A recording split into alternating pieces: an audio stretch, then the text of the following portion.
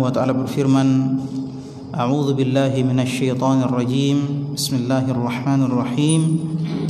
La uqsimu bihadzal balad.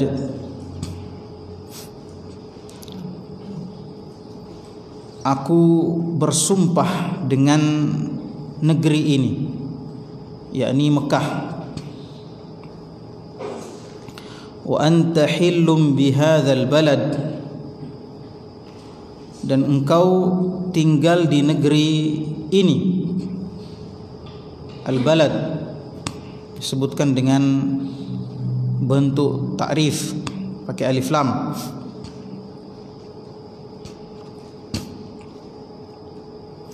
Wa walidi wa ma walad, Allah bersumpah dengan bapak dan anak keturunannya. Laqad khalaqnal insana fi kabad, dan sungguh telah kami ciptakan manusia dalam keadaan susah payah. Yang dimaksud susah payah di sini bukan penciptaannya ya, bukan Allah yang menciptakan dengan susah payah, bukan. Akan tetapi keadaan manusia itu yang susah payah. Insyaallah kita jelaskan nanti. Ayahsabu an la yaqdir alaihi ahad, ya. Apakah manusia yang diciptakan itu dengan keadaan susah payah itu mengira bahwasanya tidak ada yang menguasainya? Yaqulu ahlaktu malan lubada, dia berkata ahlaktu, saya telah menghabiskan harta yang sangat banyak.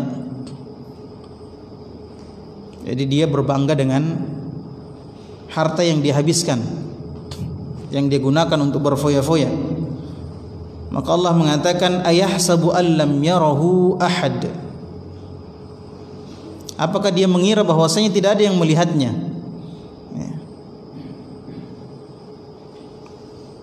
Alam naj'al lahu ainain, bukankah kami telah membuat untuknya dua mata? Walisana wa syafatain, ya, lidah dan dua buah atau sepasang bibir. Wa hadainahu najdain, dan kami telah menunjukkan untuknya dua jalan. Najd, dari kata najd. Najd itu nama tempat ya, nama tempat yang tinggi. Ya, di situ ada jalan yang semua orang bisa melihatnya dari tempat yang jauh. Makanya digunakan sebagai istilah dalam ayat ini. Falaqtahamal aqabah, dan dia tidak mau iktahamal aqabah. Iktahama itu menempuh jalan yang susah, menelusuri. Al-aqabah, dia tidak mau menempuh jalan yang susah. Al-aqabah di situ apa diterjemahkan? Diartikan tidak mau memanjat, apa? Tidak mau mendaki. Mendaki lagi sukar. Jalan yang susah lagi sukar gitu. Nah, kenapa disebut mendaki? Iktahama itu sebenarnya menelusuri jalan, menjalani sesuatu yang ya jalan. Kenapa dikatakan tidak mendaki jalan yang sulit lagi sukar? Karena al-aqabah itu sebenarnya siapa yang biasa ke gunung? Ada yang biasa ke gunung? Kalau ada gunung-gunung, jadi di antara gunung-gunung itu kan ada lembah ya, ada lembah. Nah, kalau orang dari lembah mau naik ke atas gunung, itu ada yang namanya aqabah. Jalan itu untuk naik ke atas gunung itu susah. Itu yang namanya aqabah. Jalan setapak. Ya, jalan setapak yang susah dilewati. Itu namanya aqabah. Nah, tapi kalau kita tidak lewat situ tidak bisa naik ke atas. Paham ya? Iya. Falaqtahamal aqabah. Wa ma adraka mal aqabah? Tahukah kamu apa jalan yang sukar itu? Ya, al-aqabah tadi kita sudah paham maksudnya. Fakku raqabah. Ya, yakni dengan apa? Membebaskan budak. au it'amun fi yaumin dhi masrabah, atau memberikan makan pada hari dhi masrabah, yang sangat susah, yang betul-betul pada saat itu terjadi kelaparan yang luar biasa. Ya. Yatiman dza maqrabah, ya, atau membantu anak yatim yang memiliki hubungan kekerabatan, au miskinan dza matrabah, atau orang miskin yang sangat susah. Nah, ini kita jelaskan lagi dari segi bahasa. Matrabah itu dari kata turab. Turab itu tanah. Ini istilah. Dza matrabah artinya dia sudah rapat dengan tanah, saking tidak punya apa-apa, saking tidak berdayanya dia. Ya. Miskinan dza matrabah, orang miskin yang betul-betul susah karena saking tidak berdayanya sehingga dia apa? Ya, disebut sudah dinempel di tanah gitu, tidak memiliki apa-apa selain tanah gitu. Kalau dia mau makan, yang dia bisa makan cuma tanah. Ini ibarat apa? Ya, keadaan yang sangat susah, sulit. Ya, difahami ya. Thumma kana minal ladzina amanu wa tawasaw bis sabri wa tawasaw bil marhamah. Jadi ini tadi disebutkan keadaannya orang-orang yang berbuat baik. Makanya surah ini dihubungkan oleh para ulama dengan surah sebelumnya, yakni surah Al-Fajr. Ya, Al-Fajr itu di situ disebutkan tentang hal-hal yang membuat orang masuk neraka. Ya, hal-hal yang membuat orang masuk neraka. Ya, kalla bal tukrimunal yatim wa la tahadduna ala ta'amil miskin wa ta'kuluna at-turatha aklan lamma wa tuhibbuna al-mala hubban jamma. Ini hal-hal yang membuat orang masuk neraka. Nah, di ayat ini disebutkan hal-hal yang membuat orang masuk surga. Setelah dia melakukan tadi, membebaskan budak, memberikan makan, ya, membantu orang miskin, thumma kana minal ladzina amanu, ya, yang persyaratan berikutnya dia termasuk orang-orang yang memiliki keimanan, orang-orang yang beriman. Ya. Karena yang tadi itu sebaik apapun dia tidak akan diterima kalau dia tidak memiliki keimanan, kalau dia tidak beriman kepada Allah dan Rasulnya. Ya, sebaik apapun manusia, kalau dia tidak beriman maka tidak bermanfaat keimanannya. Apa namanya tidak bermanfaat? Amal baiknya, amal solehnya tidak bermanfaat. Wa tawasaw bis sabri wa tawasaw bil marhamah. Ya, ini syarat berikutnya. Dia senantiasa saling menasihati dalam kesabaran dan dalam kasih sayang. Ulaika ashabul maimanah. Mereka itulah golongan orang-orang ya kanan. Ya. Walladzina kafaru biayatina hum ashabul masy'amah. Orang-orang yang kufur, tidak mempercayai, mengingkari ayat-ayat kami, mereka itulah golongan kiri. Ya, alaihim narum muqsadah. Ya, mereka berada di dalam neraka yang tertutup. Ini sudah kita bacakan tafsirnya. Taib. La uqsimu bihadzal balad. Sini berbeda tafsir para ulama dalam menafsirkan ayat ini.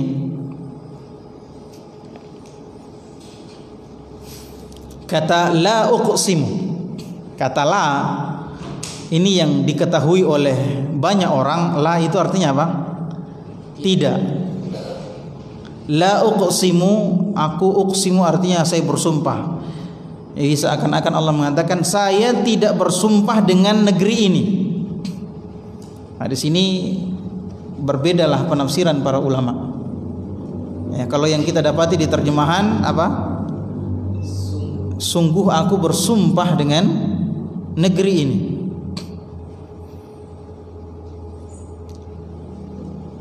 Paling tidak ada 3 pendapat yang saya dapatkan.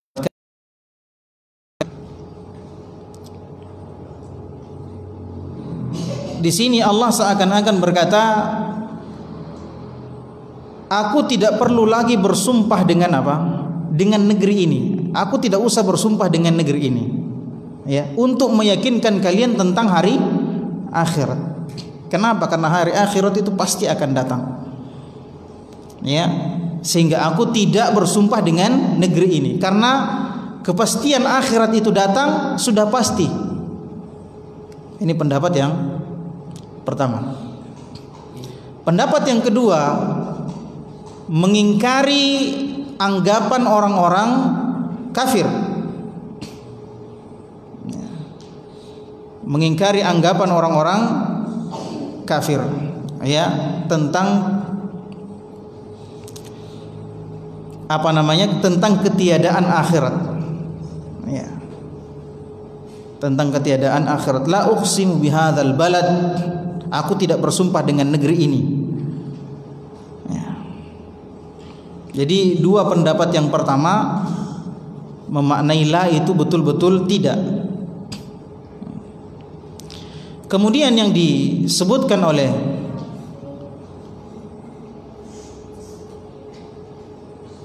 jumhur, la di sini adalah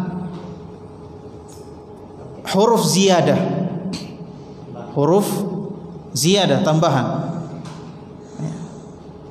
Yang fungsinya adalah penekanan. Huruf ziyadah yang fungsinya adalah penekanan. La uqsimu bihadzal balad, yang maknanya sungguh-sungguh aku bersumpah dengan negeri ini. Jadi tidak dimaknai apa? Tidak.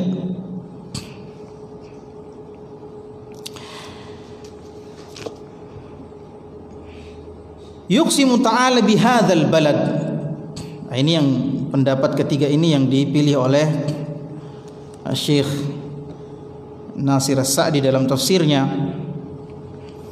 Beliau berkata Allah Subhanahu wa taala bersumpah dengan negeri ini.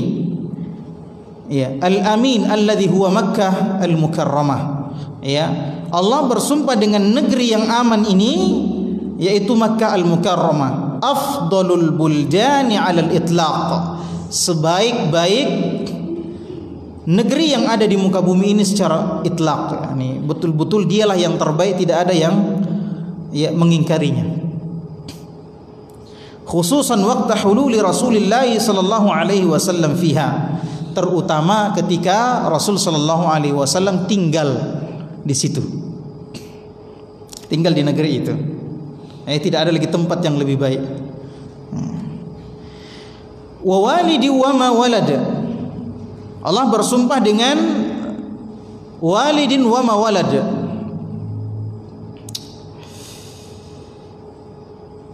Di sini berbeda pendapat lagi para ulama. Ya, paling tidak ada 3 perbedaan penafsiran. Yang pertama mengatakan Allah bersumpah dengan anak dan bapak, hubungan antara anak dengan bapak. Ya, sebagaimana zahir ayat ini. Yang kedua, yang dimaksud di sini adalah Ibrahim dengan Ismail yang membangun apa? Ka'bah di tempat itu, di Makkah. Ya. Kemudian yang ketiga, yang dimaksud wa walidi wa ma walad, Allah bersumpah di sini dengan Adam dan anaknya. Ya, Adam dan anak keturunannya, manusia. Jadi ini sumpah Allah Subhanahu wa taala, la uqsimu bihadzal balad wa anta hillum bihadzal balad. Oh, ini yang kedua kita lewati ya. Wa anta hillum bihadzal balad. Ya. Dan kamu hillum bihadzal balad. Ya, disebutkan di situ tinggal di tempat ini. Kata hillun ya, dari kata halal. Kata hillun ini dimaknai beberapa penafsiran. Yang pertama, bahwa Rasul sallallahu alaihi wasallam tinggal di tempat itu. Ya, wa anta hillum bihadzal balad. Engkau hillun, halal tinggal di tempat itu. Ya, tinggal di tempat itu, halal untuk bercocok tanam di situ, ya. Halal untuk mengambil keberkahan di tempat itu, ya, dan sebagainya. Ini makna yang pertama. Makna yang kedua, hillun di sini maksudnya, jadi ada satu waktu, ya, Rasul sallallahu alaihi wasallam ini kan disebut tanah haram, ya. Mekah dengan Madinah disebut apa? Haramain, dua tanah haram. Jadi tanah haram itu cuma dua, ya, bukan tiga, ya. Sebagaimana yang akhir-akhir ini sering kita dengarkan, ya, ada yang mengatakan tsalithul haram, ya, tanah haram yang ketiga, yakni Masjidil Aqsa. Ini pendapat yang tidak benar, yang keliru, ya, karena tanah haram cuma dua. Ya, kata Rasulullah SAW, sesungguhnya saya mengharamkan Mekah sebagaimana saya mengharamkan Madinah sebagaimana Ibrahim mengharamkan Mekah. Cuma dua. Ya, meskipun tiga masjid yang masjid yang utama di muka bumi ada tiga. Ya. Yang mana Rasulullah yang mana Allah Subhanahu wa taala membolehkan untuk mempersiapkan harta dan kendaraan untuk mencari berkah ketiga masjid tersebut. Selainnya tidak boleh. Ya, selainnya tidak boleh. Ya, mempersiapkan perjalanan sungguh-sungguh untuk mencari berkah ke masjid-masjid, hanya ketiga masjid itu. Ya, sebagaimana Rasulullah SAW bersabda, la tushaddur rihal illa ila thalathatil masajid. Ya, tidak boleh kalian mempersiapkan harta, mempersiapkan tenaga untuk melakukan perjalanan kecuali ketiga masjid saja. Perjalanan ke masjid-masjid itu tidak boleh, ya, berdasarkan hadis ini diriwayatkan oleh Bukhari dan Muslim, ya, tidak diperbolehkan perjalanan dari masjid ke masjid kecuali ketiga masjid. Hukumnya haram, ya. Masjidil Haram wa Masjidil Aqsa wa masjidi hadza, kata Rasulullah. Yang boleh cuma apa? Masjidil Haram ke Masjidil Aqsa dengan masjidku ini, yakni Masjid Nabawi. Ya, selainnya tidak boleh. Ya, jadi masjid yang utama di muka bumi memang tiga. Tapi tanah haram cuma ada dua. Ya, tidak seperti yang diyakini sebagian orang saat ini, atau seperti yang diyakini oleh orang-orang Syiah. Tanah sucinya Syiah di mana? Karbala. Bahkan Karbala diyakini lebih utama daripada dua tanah suci. Barang siapa yang menziarahi kuburannya Husain, maka dia sama dengan orang yang berhaji 1000 kali. La haula wala quwata illa billah. Ya. Jadi bahkan lebih luas daripada Mekah dan Madinah.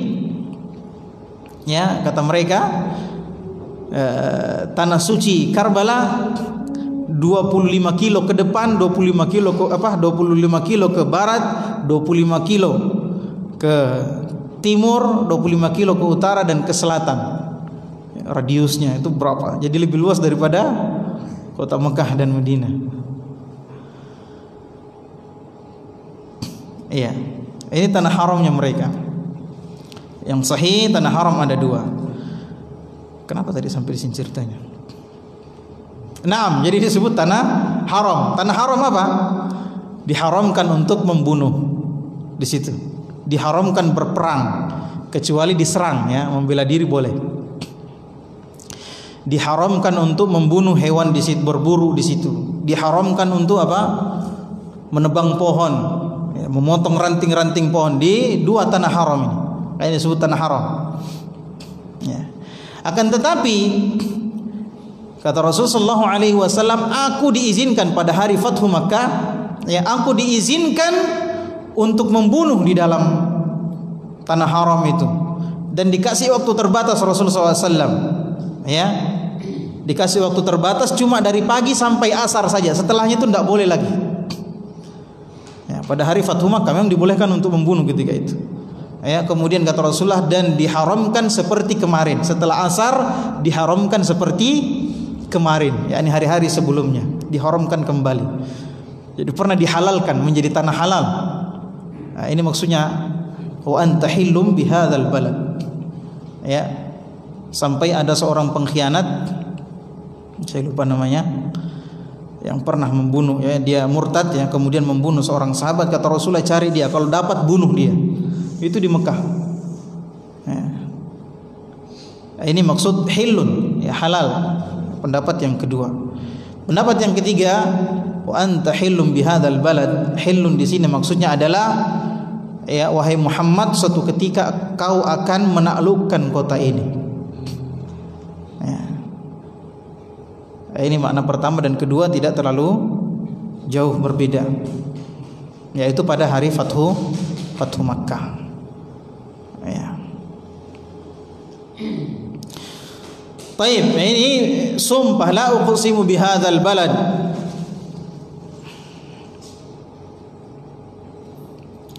Wa anta hillum bihadzal balad wa walidi wa mawalid, sudah kita jelaskan tadi.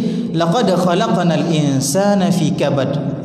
Jadi ada sumpah, ada isi sumpahnya. Apa isi sumpahnya? Yang karena sumpah itu, karena isinya ini sumpah itu disebutkan, Allah bersumpah. Apa isi sumpahnya? Laqad khalaqnal insana fi kabad. Kami sungguh telah menciptakan manusia dalam keadaan susah payah. Ya, kita sudah jelaskan tadi, susah payah itu bukan Allah menciptakan dengan susah payah, tapi keadaannya manusia itu yang susah payah. Yahtamilu anna al-murad bidzalika ma yukabiduhu wa yuqasihi min asy-syada'id fid dunya wa fil barzakhi wa yawma yaqumul ashhad. Ya, ayat ini mengandung makna,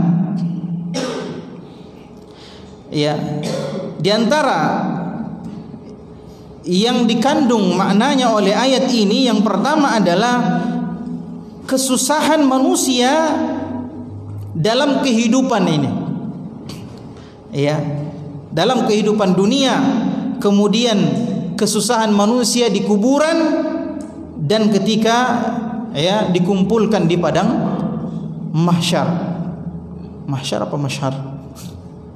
Ya, ketika dikumpulkan di padang mahsyar, susah, ya kan? Ya, mulai dari lahir susah, tidak diciptakan jreng begitu aja, enggak, tapi dalam perut dulu 9 bulan. Setelah itu lahir, sudah susah, bikin susah juga, ya kan? Ya.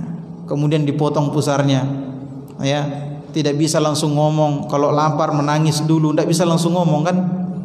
Ya, susah, dan kehidupannya susah. Dan memang seperti itu dunia ini. Dunia ini memang tempatnya susah, dan semua orang memiliki kesusahan yang berbeda-beda. Ya. Semua orang memiliki kesusahan yang beda-beda. Ya, maka jangan banyak mengeluh. Makanya ada orang yang datang kepada Al-Imam Ahmad, dia dari Baghdad. Datang, dia katakan, wahai Imam Ahmad, saya safar dari Baghdad untuk menemuimu, untuk bertanya satu pertanyaan saja. Apa katanya? Kata dia, mata yadzuqul abdur raha, mata yadzuqul abdu ta'matar rahati. Ya. Kapan manusia bisa merasakan nikmatnya ketenangan itu? Ya, ini tidak adanya kesusahan. Kata Imam Ahmad, ketika engkau meletakkan salah satu kakimu pertama kali di surga, ya, disitulah baru tidak ada kepenatan, tidak ada kesusahan. Selama kita hidup di dunia ya memang harus susah. Maksudnya ikhwan, kalau Anda tidak masuk surga, tidak akan pernah merasakan apa? Ar-rahah. Tidak akan pernah merasakan ketenangan, tidak akan pernah merasakan hilangnya susah payah itu. Kalau tidak masuk surga, maka satu-satunya cara untuk melepaskan kepenatan, kesusahan, kegelisahan adalah masuk surga.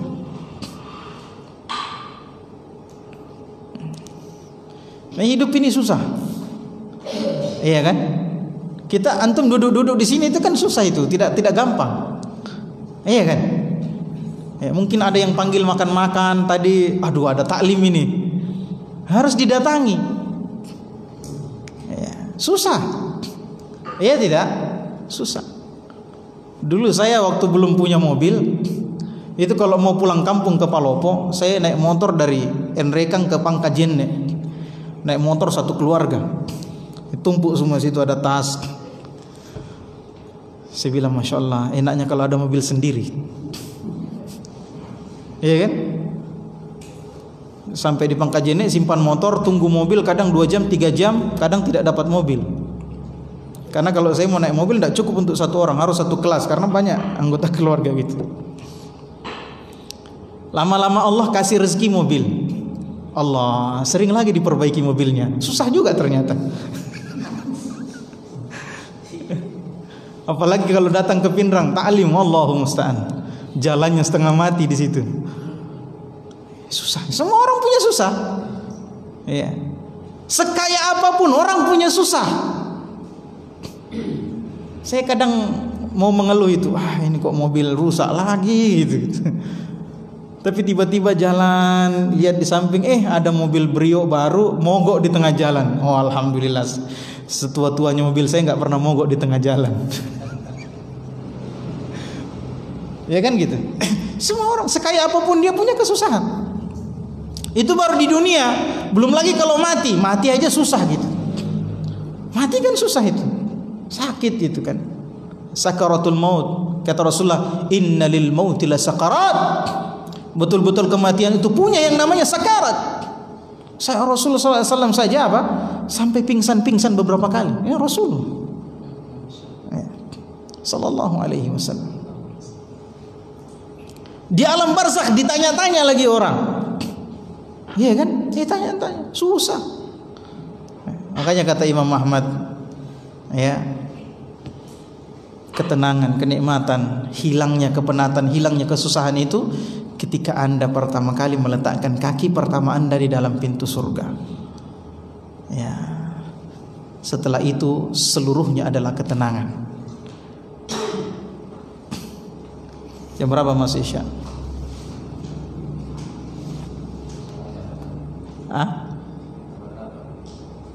Setengah 8. 10 apa 20? Jadwal di sini 19:18. Taib.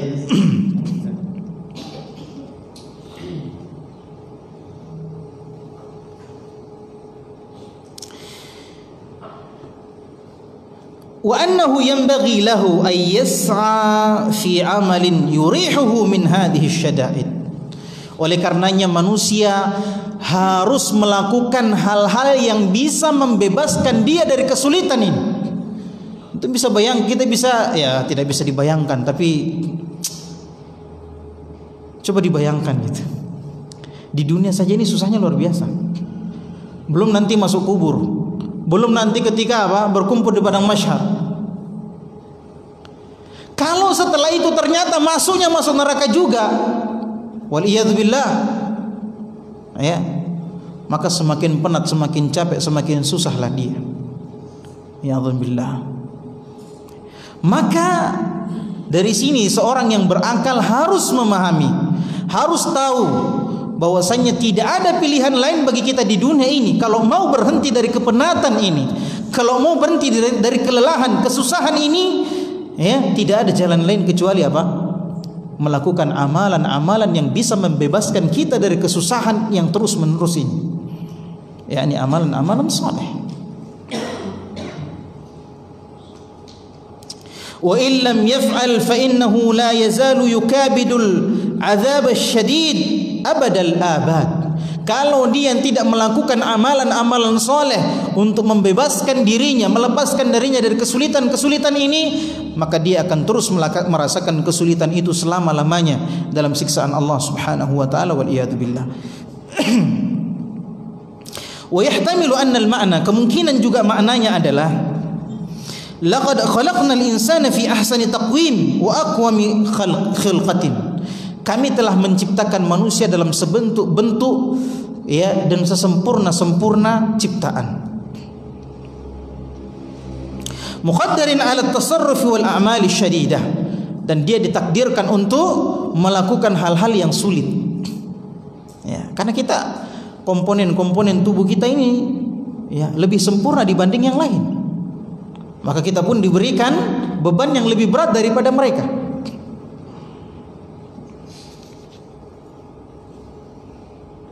Wa ma'a dzalika fa innahu lam yashkurillah ala hadhihi an-ni'mah al-'azimah. Akan tetapi meskipun demikian ternyata banyak manusia ya tidak bersyukur kepada Allah terhadap nikmat yang besar ini. Bal batara bil afiyah wat tajabbur ala khalqihi ala khaliqihi ya fahasiba bi jahlihi wa dhulmihi anna hadha al-hal satadumu lahu. Ya, bahkan dia menyombongkan diri di hadapan Allah Subhanahu wa taala. Dia berbuat semaunya di hadapan Allah, ya. Di hadapan Allah Subhanahu wa taala. Ya. Dan dia mengira ya, karena kebodohan dan kezaliman yang ada pada dirinya, dia mengira bahwasannya dia tubuhnya yang kuat ini akan selamanya kuat. Ya. Hartanya yang banyak akan selamanya banyak karena kebodohan dan kezalimannya tidak akan hilang. Walihadza qala ta'ala, oleh karenanya Allah bilang, Allah berfirman, ayahsabu an la yaqdir alaihi ahad. Ya, apakah dia mengira bahwasanya tidak ada yang mampu menguasainya? Wa yatgha wa yaftakhir bima anfaqa min al-amwali ala syahawati nafsihi, sehingga dia berbuat sombong, dia bangga dengan apa yang dia belanjakan, harta yang dia belanjakan ya untuk menyalurkan hawa nafsunya, syahwatnya. Fayaqul ahlaktu malan lubada, kemudian dia berkata, aku telah menghabiskan harta yang sangat banyak. Ya, di sini dikatakan ahlaktu. Ahlaktu itu artinya apa? Saya telah membinasakan, dari kata halak. Halak itu binasa. Kenapa dikatakan ahlaktu? Dia tidak dikatakan anhaitu. Anhaitu saya menghabiskan, saya telah menyelesaikan. Tapi dikatakan ahlaktu. Kenapa disebut seperti itu? Wa sammallahu ta'ala al-infaq fi syahawati wal ma'asi ihlaka. Dan Allah Subhanahu wa taala menamai ya harta yang dihabiskan untuk maksiat dan menyalurkan syahwat disebut ihlak. Ya, binasa, membinasakan. Kenapa? Li'annahu la yantafi'ul munfiqu bima anfaqa. Karena apa yang dia belanjakan itu tidak bermanfaat bagi dirinya. Ya, tidak manfaat bagi dirinya.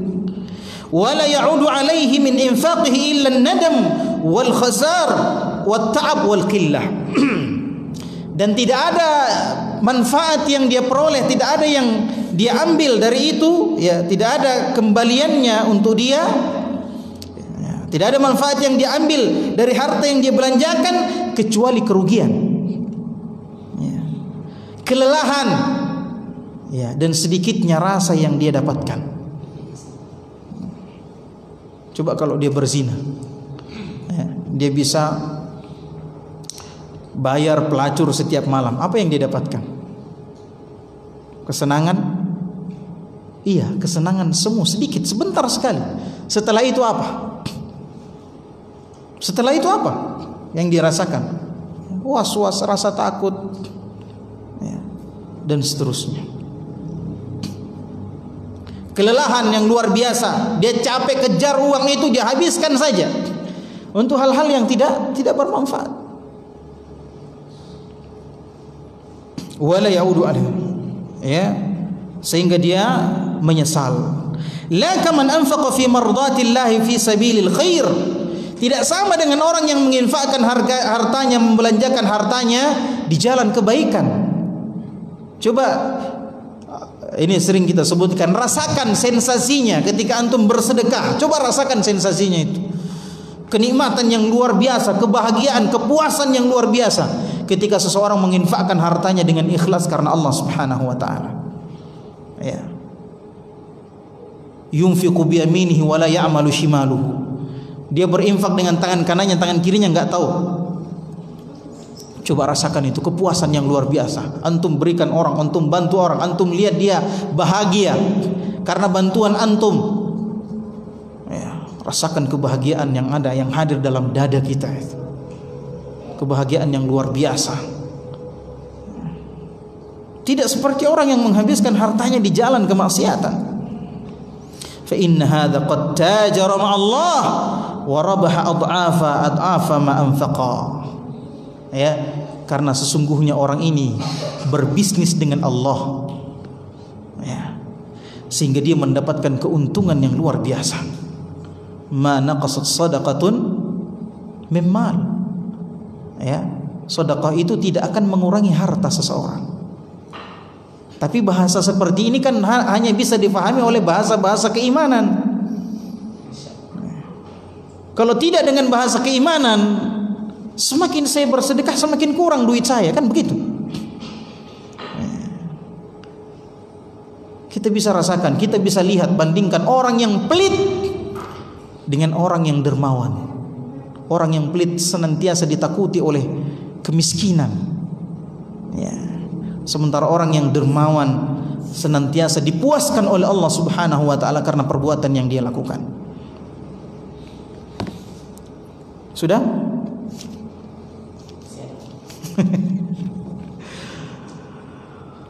Qala Allah mutawa'widan hadha alladhi yaftakhiru bima anfaqa fi syahawat. Allah mengancam orang yang membelanjakan, menghabiskan hartanya untuk menyalurkan syahwatnya. Allah berfirman, ayahsabu allam yarahu ahad, apakah dia mengira bahwa tidak ada yang mengetahui apa yang dia lakukan, bahwa tidak ada yang bisa melihat apa yang dia lakukan. Ayahsibu fi fi'lihi hadha anna Allah la yarahu wa yuhasibuhu ala as-saghir wal kabir. Apakah dia mengira bahwasanya Allah tidak melihat apa yang dia lakukan? Apakah dia menyangka bahwasanya Allah tidak akan memperhitungkan apa yang telah dia lakukan? Ya. Nanti di akhirat, ya, dia dapati Allah menghitung-hitung semua yang dia lakukan, sekecil apapun itu. Dia berkata apa? Ya, ma li hadzal kitab la yughadiru saghiratan wala kabiratan illa ahsaha. Aduh, buku apa ini yang dikasih sama saya ini? Tidak ada yang tidak dicatat, tidak ada yang ditinggalkan, semuanya dicatat, semuanya dihitung. La yughadiru saghiratan wala kabirah. Tidak ada yang ditinggalkan, baik itu kecil maupun besar. Detail. Semuanya dihitung. Bal qad ra'ahu Allah wa hafidha alaihi a'malahu. Allah melihatnya, melihat semua yang dia lakukan dan menjaga amalan-amalannya itu. Wa wakkala bihil kiramil katibain atau katibin. Allah mewakilkan kepada mereka malaikat-malaikat yang mulia lagi senantiasa menulis likulli ma'amilahu min khair wa syarr. Semua yang dia lakukan dari perbuatan baik maupun perbuatan buruk. Ya. Ada malaikat, siapa namanya malaikat yang dua ini? Munkar nakir. Ma yalfidhu min qawlin illa ladaihi raqibun atid. Tidaklah satu ucapan yang dia sebutkan kecuali ada dua malaikat di sisinya. Nama malaikat ini wallahu alam siapa namanya, tetapi memiliki sifat raqib atid. Itu bukan nama malaikat. Raqibun atid itu sifatnya malaikat. Raqib artinya apa? senantiasa mengawasi, tidak pernah lepas kita dari pengawasan malaikat itu. Atid senantiasa menulis, sama-sama menulis. Yang kanan menulis, yang kiri juga menulis. Sama-sama mengawasi, yang kanan mengawasi, yang kiri juga mengawasi. Sama-sama raqibun atid. Itu bukan namanya.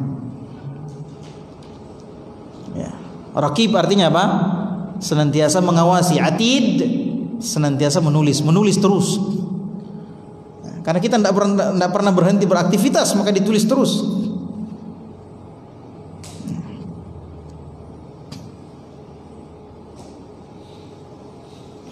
ثم قرر بنعمه فقال ألم نجعل له عينين ولسانا وشفتين. Ya. Bukankah kami menjadikan untuknya ainain, dua mata untuk menghiasi wajahnya supaya indah. Bisa dibayangkan kalau tidak punya mata kita, polos, enggak bagus, enggak ganteng kan? Enggak sejelek-jelek orang dia pasti ganteng karena punya dua mata. Walisanan wa syafatain, Allah kasih dia lisan dan dua bibir. Ikhwan, perhatikan. Allah mengingatkan kita ini. Manusia, kamu diciptakan dilengkapi mata, dilengkapi lidah, dilengkapi dua bibir. Kalau Allah sebut-sebut ini, maka Allah nanti akan minta pertanggungjawabannya di akhirat. Allah sebut-sebut ini, Allah bilang-bilang memang sama kita. Dan ingat, akan diminta pertanggungjawabannya di akhirat. Tahal waktu sudah. Tayyib, naktafi bihadzal qadar wa nasallallahu yazidna ilman nafi'an wa naktatim bi du'a kafaratil majlis. Subhanakallahumma bihamdik asyhadu an la ilaha illa anta astaghfiruka wa atubu ilaik wa akhiru da'wana alhamdulillahi rabbil alamin.